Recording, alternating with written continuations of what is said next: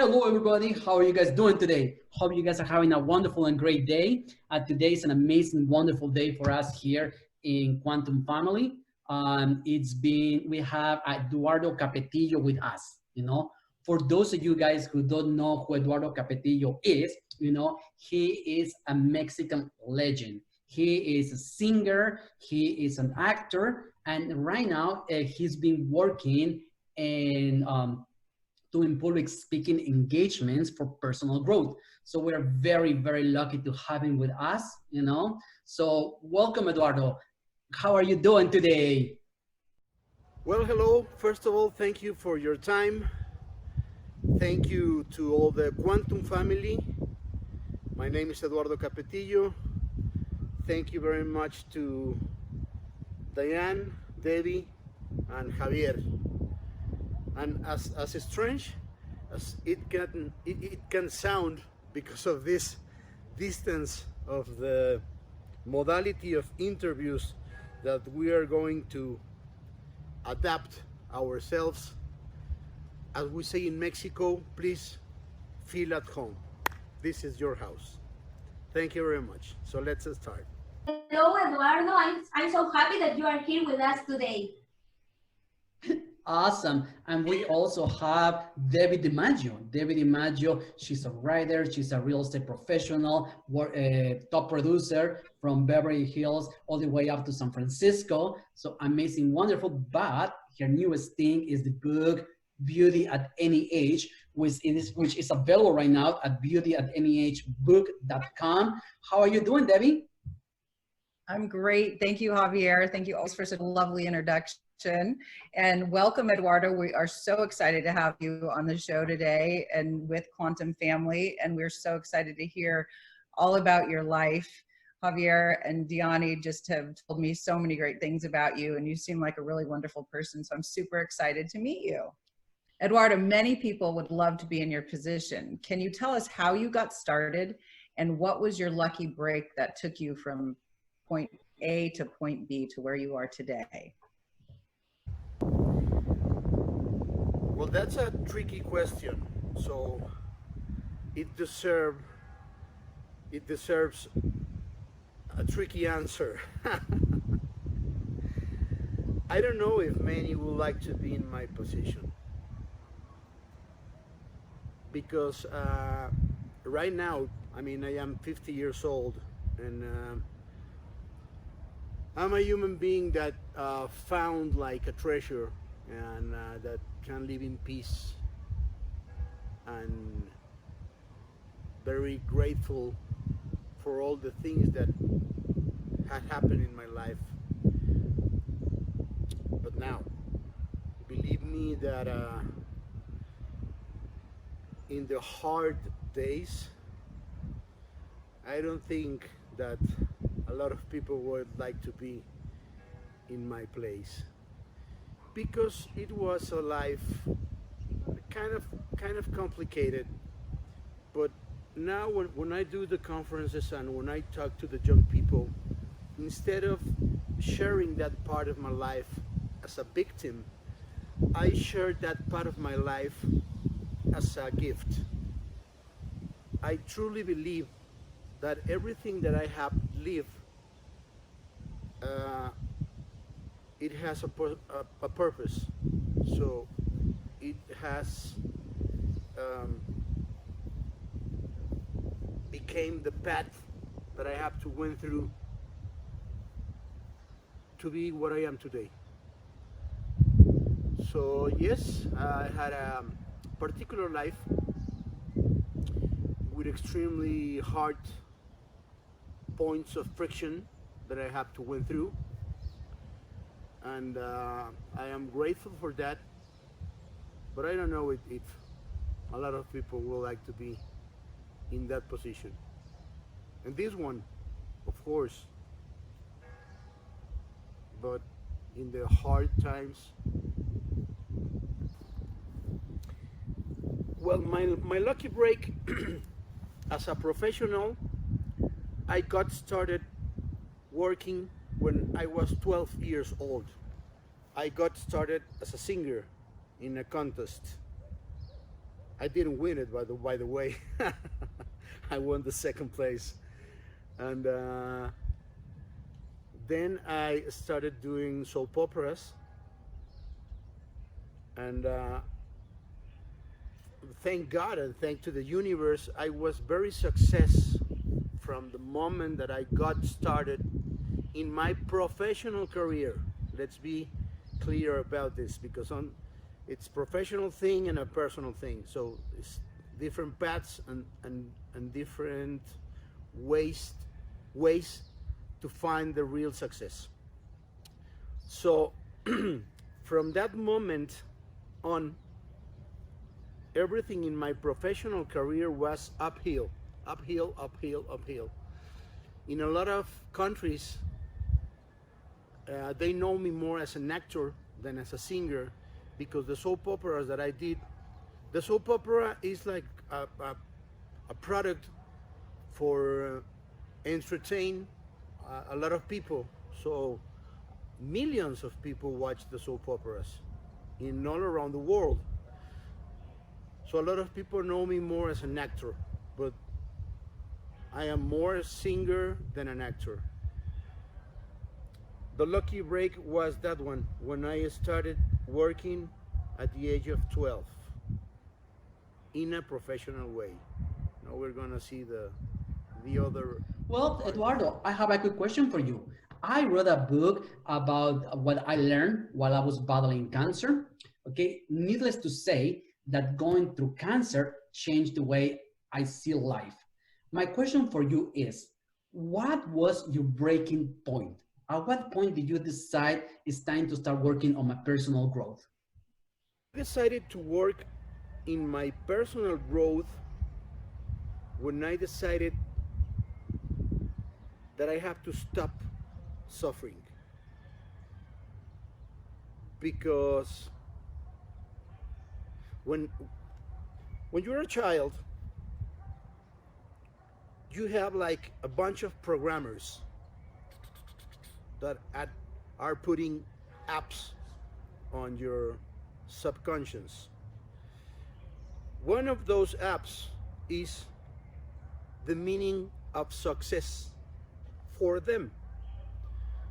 So they tell you success is having a lot of money, going out with the most beautiful ladies you that can be, having a lot of cars, having a lot of properties, having a lot of power, and having a lot of fame.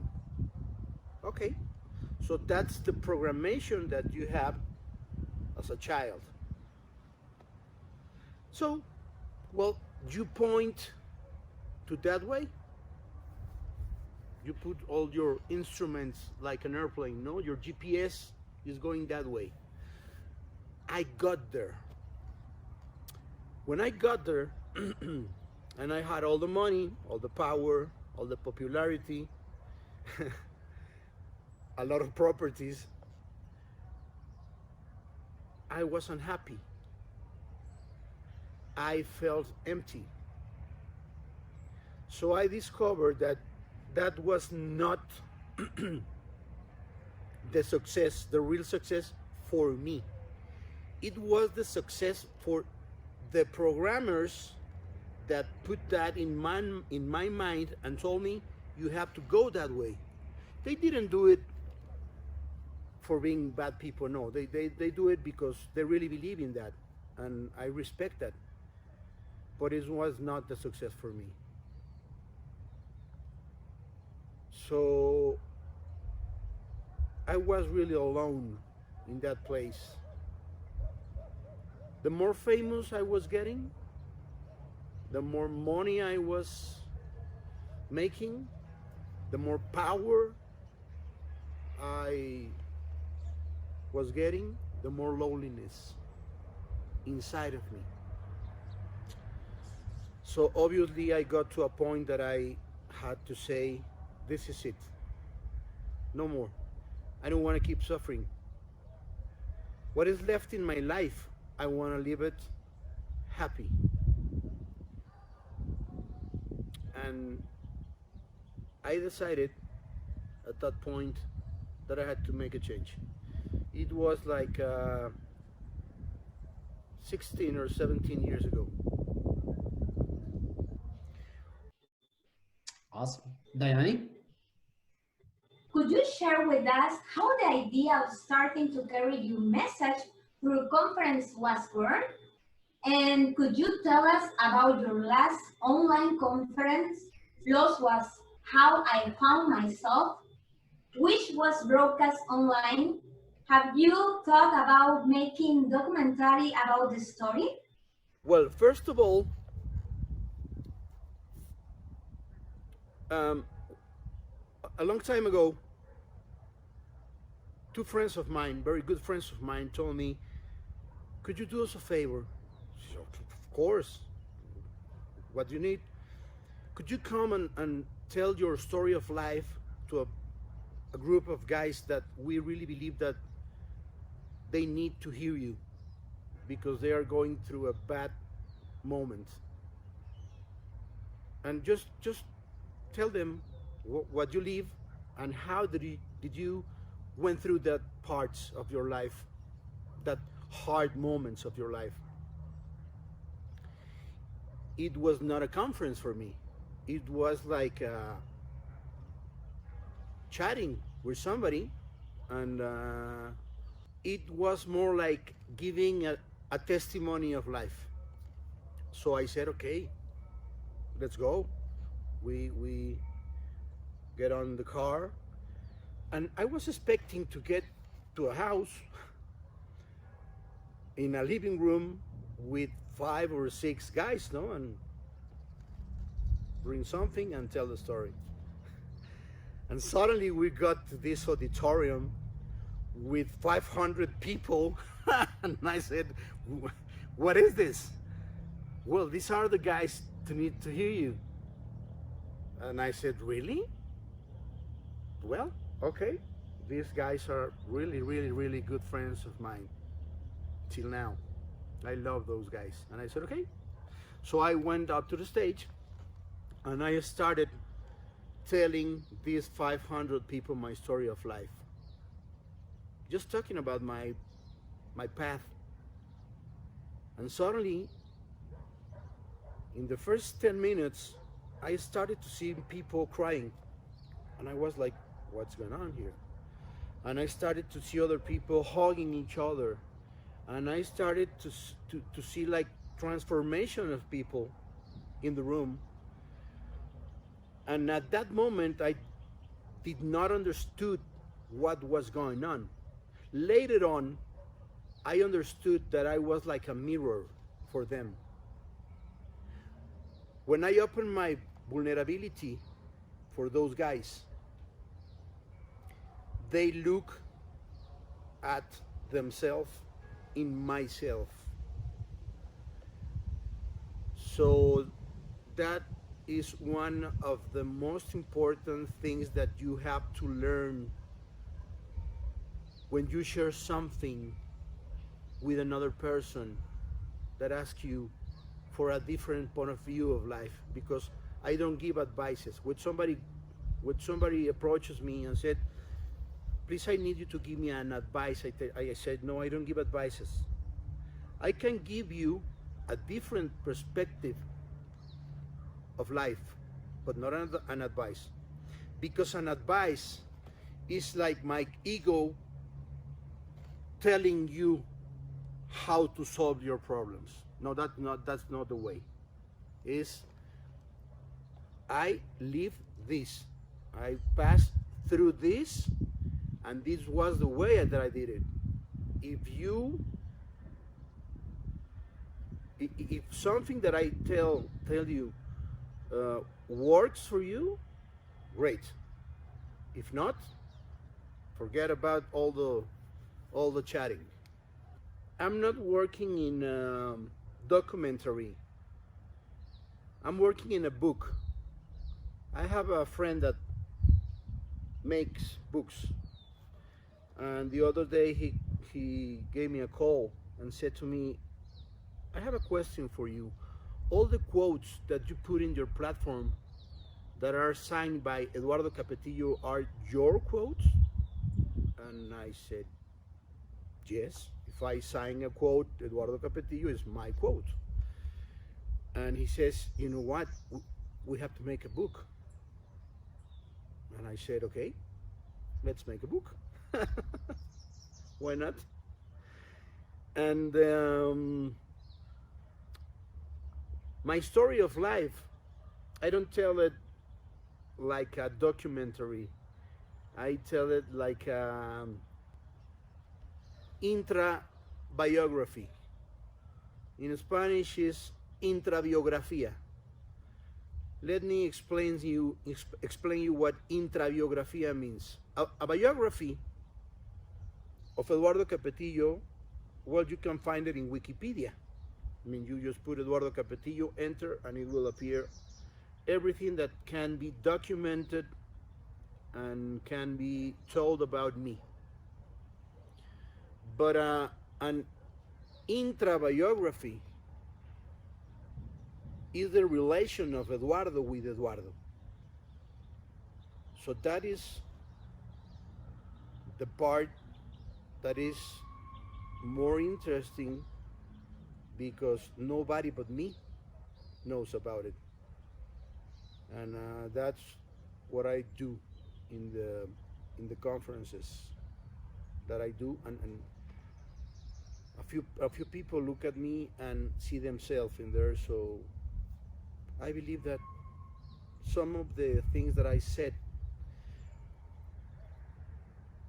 become helpful to them, and that for me is the most special gift that the universe can give me. Put myself at the service of the others. Eduardo, what are one or two things that you like, and what are a few things that you dislike about being a celebrity? I'm sure your life comes with a lot of great things, but I'm sure there's a lot of things too that you would probably wish that you didn't have to endure. So share with us some of those things. Go ahead, Ayani. I don't dislike anything about being a celebrity. I enjoy it a lot because all the love that people give you, I mean, there's something that you cannot pay with all the money in the world. So they care about you and they love you because at some time of your life you provide them with an entertainment moment, with a peaceful moment, with a romantic moment. So they love you, and that for me doesn't have price. So no, I don't dislike anything about being a celebrity. What I like of being a celebrity right now is that I have a voice, that the people look at you and they put attention to you. And I don't mean the fans or the people that watch my soap operas and follow my career. The politicians, for example. When you have something to say that it can do better for the world, that can do better for the other human beings, they had to hear you because they know that you can have power with a lot of people behind you hearing your voice. So you can make a lot of good by being a celebrity and making all those voices be one. And in one of your videos, you comment that you need to believe in something or they will be lost. Personally, I believe in God. In this type of belief, what you mean or that is to believe in a divinity, to have a faith and feel peace. yes, my platform as you can see, is a very inclusive platform. I don't have a platform for Catholics or Christians or Buddhists or Jews. No, it's for everyone. Because I believe that we all are looking for the same thing. We are looking for the same path to be happy, to live in peace, to elevate our conscience. But there's not just one way. And there are a lot of similarities in the lives of these great mentors that had come and teach us things like Jesus, Buddha. I mean, it's about getting to the same point by the path you want, you choose, but at the end of the day, you will have to do the same things. You have to live in peace, you have to forgive yourself, and you have to work a lot in your self-esteem, and you have to work a lot in your inner peace, and you have to work a lot in seeing life in another way, and you have to believe in something for sure. What I tell the people that tell me that they don't believe in anything, I said, okay, I respect that, but then you have to believe in you, and that way they are believing in something, and you can name it the way you want it: God, superior power, Allah, Buddha, whatever you want, myself, but you have to believe in something. Yes, I mean, I don't have the truth about life. This is my way of thinking, but it doesn't mean that I have like the truth in my hand. No. This is my way of thinking, and this is how I have been walking through this point that I can live in peace. I know our viewers would like to know how your life has changed, and is there anything you would change about it right now? My life has changed, definitely. It's a path. I believe that's life. For me, life, the meaning of life is going forward, nor not going backwards. So I have been through a path, I have been through a life, and now I am a very peaceful person that I found, like I told you in the first question, my inner peace. For me, that's invaluable. If there's something that I will change, no, I will keep doing what I do now. You have to have a discipline to get to this point. It's not like you get to the pharmacy and buy a pill and you take it and no. It's like Dr. Dispensa said, or Greg Braden, or Alfonso Risotto. We are like the channel of communication. We gave you the instruments, but you have to work on yourself. If you don't work on yourself, you won't get forward. You won't advance. You will stay where you are, or you will get back. I learned from your platforms about semiología. Okay, how would you explain this science to our English speaker audience? How would I explain this science to our English speakers in English? Semiología, it's a science. It's a science that it was invented a long time ago, and now a very good friend of mine that is a doctor, an amazing person, an amazing human being, has built an education program that it's called Semiología de la Vida Cotidiana.